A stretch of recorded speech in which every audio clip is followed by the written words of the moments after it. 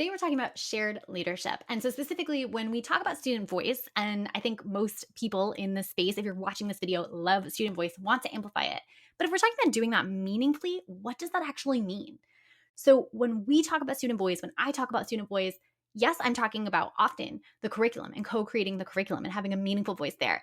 But I also want to talk today about what does that look like at the school or district level? What does it look like to co-create policy and work with students in a way that is meaningful beyond the four walls of the classroom, beyond a choice in an activity or a project?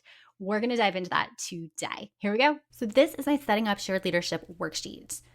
You can use these questions to reflect on your leadership structures in your school. I want you to think about these questions. Radical collegiality. How is it present? How might we strengthen it? Next, you're going to think about the types of decisions that are made. We want to be very clear about when it's an administrator decision and when we have shared leadership.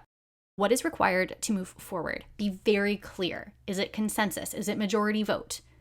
Then you're going to think about the stakeholder representatives. How often are they expected to communicate with the stakeholder group they represent? Let's get really clear on that. And let's make sure that every representative has the training to be able to collect data. For example, Google Forms. Do they have internet access? Do they have the technical training to be able to send out and collect data on this Google form, to represent it graphically, to share back out that data, all those things. Next, what types of non-academic data do we want representatives to collect from stakeholders? The student experience, the family experience, what Jamila Dugan and Shane Saphir talk about as street data. I highly recommend that book if you don't have it already. Think about how people can collect the ground level, street level experience of what it is to interact and be in the school and part of the school community.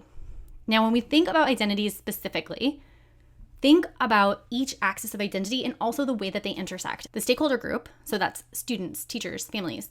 How many stakeholders within each role are in this leadership team or each committee that exists? The curriculum committee, the discipline committee, whatever committees you have. Also think about race and ethnicity, gender identity, native language, ability. You also want to think about grade levels, families and students who are across the grade levels, geographic location.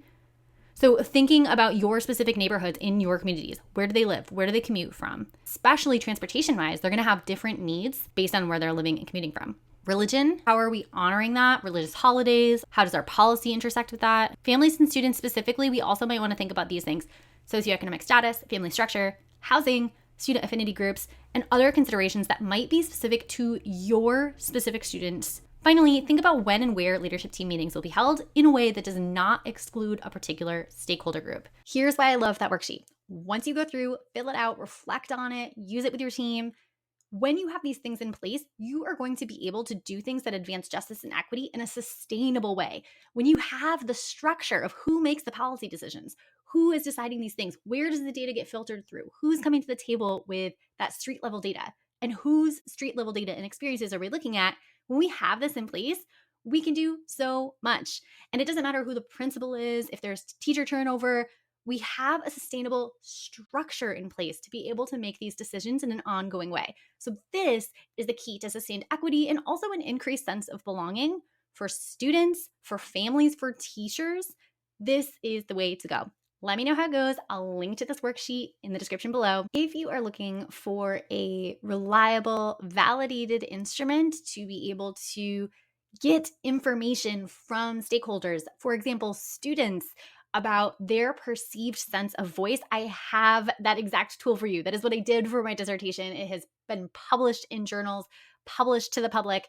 It is free and easy to use. I will link to you the Google form version so you can take it, adapt it, collect information, and just all I ask is let me know how it goes. Can't wait to see you next week. If you love this video, you're going to absolutely love my curriculum bootcamp. In just 2 days, we have a live experience that helps your department create feminist, anti-racist curricula that challenges, affirms, and inspires all students. We also have a self-paced course option for teachers or departments who want to go at this at their own pace. Check it out. I'll link to it in the notes below.